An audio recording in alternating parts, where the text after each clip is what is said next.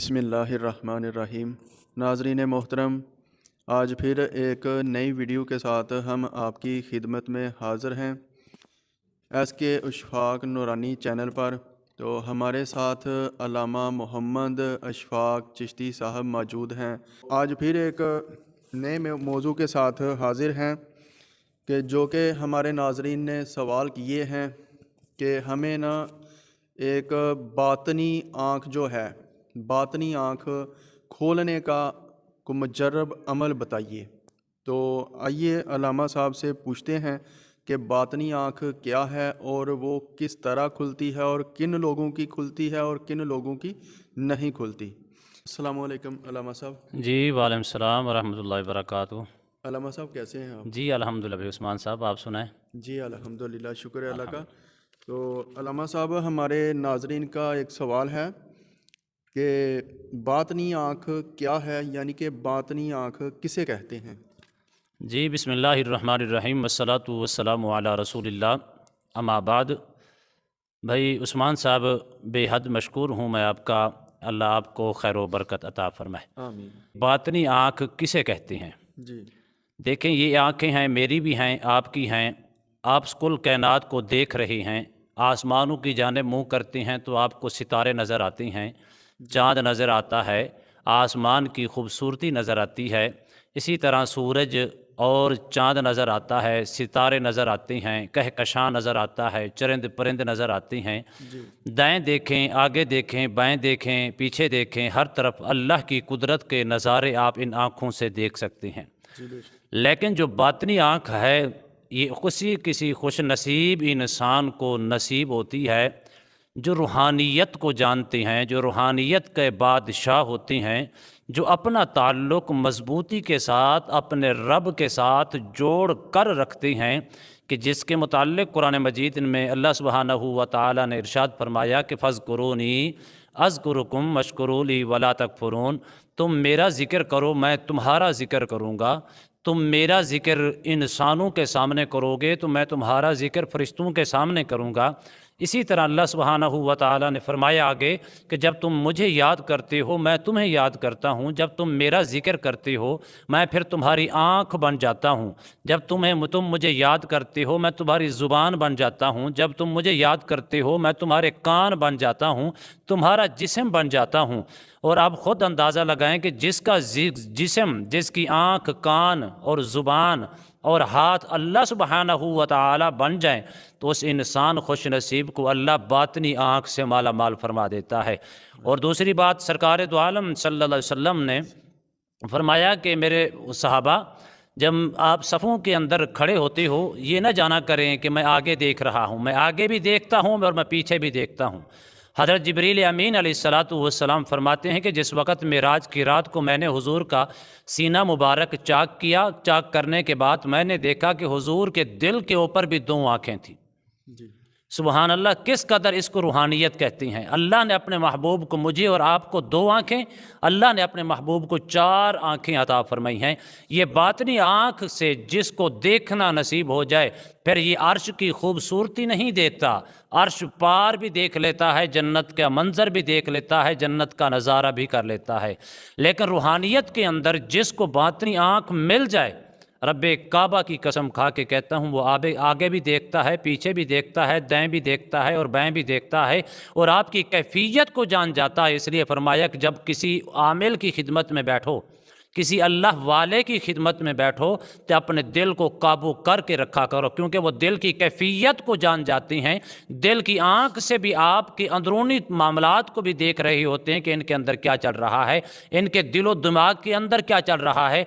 इसे बातनी आँख कहते हैं। और दूसरा, जिसको बातनी आँख मिल जाए, जिसको बातनी आँख मिल जाए, आने वाले की कैफियत को पहचान कर बता देगा कि इसको क्या मसला है, क्या मसाइल है, कौन सी मर्ज़ के अंदर मुब्तला है, कौन से मुसीबत के अंदर मुब्तला है, कौन सी मसाइब के अंदर मुब्तला है, ये खुशहाल है या ना खुश है। इसको कहते हैं बातनी आँख। जी जी माशाल्लाह, अल्लामा साहब ने बड़े ही खूबसूरत तरीके से बताया कि बातनी आँख क्या है और किसे कहते हैं।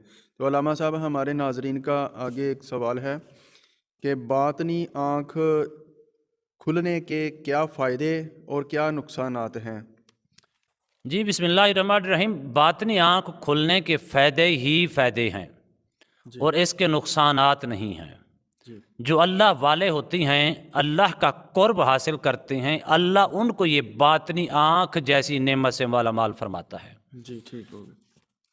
تو علامہ صاحب آگے ایک سوال ہے ہمارے ناظرین کا کہ کن لوگوں کی باطنی آنکھ کھلتی ہے اور کن لوگوں کی باطنی آنکھ نہیں کھلتی؟ جی جو غفلت میں پڑے رہتے ہیں، غفلت کی زندگی گزار رہی ہوتی ہیں، سست روی کا شکار ہوتی ہیں، اللہ رسول کی نافرمانی کے اندر زندگی گزار رہی ہوتی ہیں، ان کی کبھی باطنی آنکھ نہیں کھل سکتی۔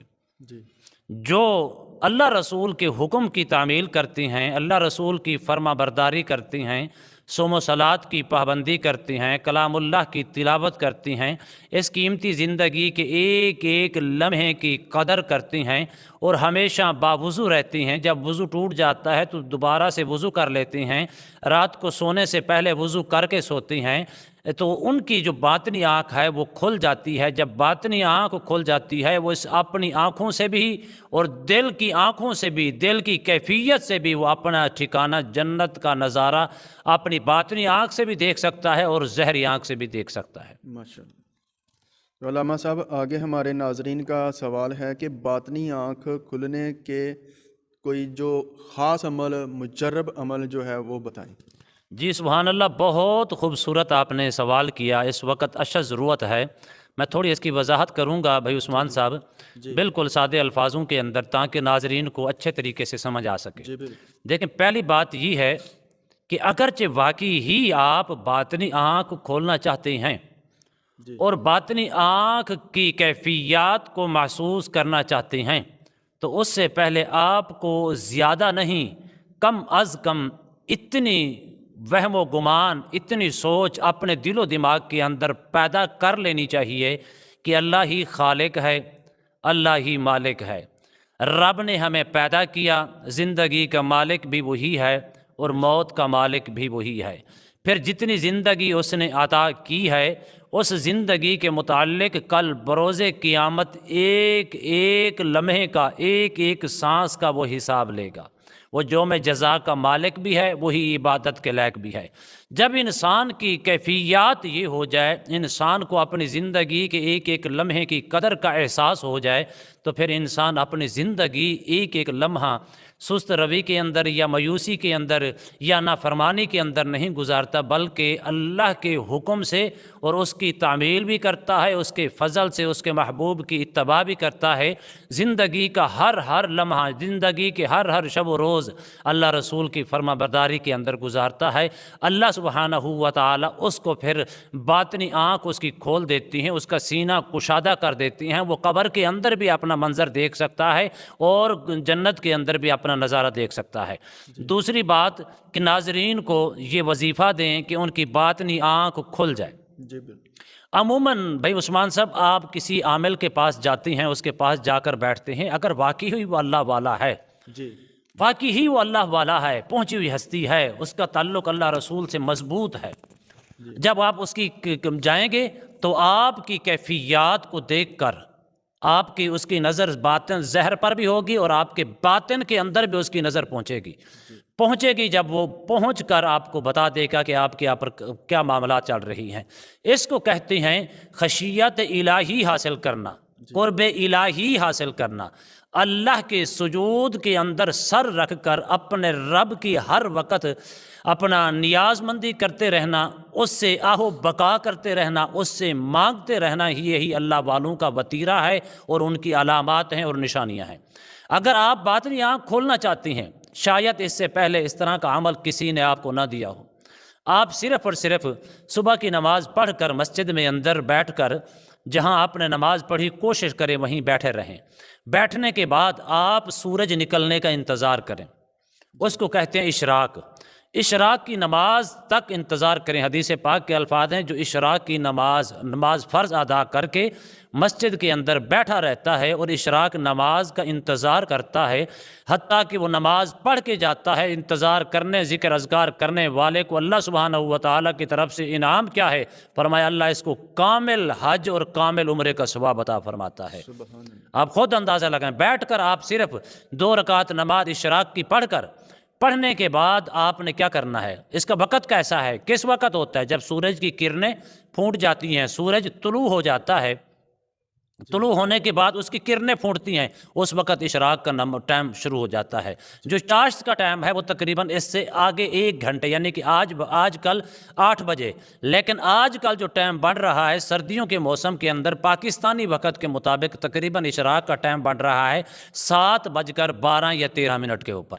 مسجد کے اندر بیٹھے رہیں، ذکر اذکار کرتے رہیں، تلاوت کلام اللہ کرتے رہیں، وہاں بیٹھ کر آپ نے 313 مرتبہ یہ لفظ پڑھنے ہیں، یا ظاہر یا باطن، اللہ کے صفاتی نام مبارک ہیں، ان کو پڑھ کر آپ نے دعا کر کے چلے جائیں، اس کو اپنی زندگی کا معمول بنائیں۔ چند روز کے اندر انشاءاللہ آپ کی جو باطنی آنکھ ہے اللہ سبحانہ و تعالیٰ کھول دیں گے۔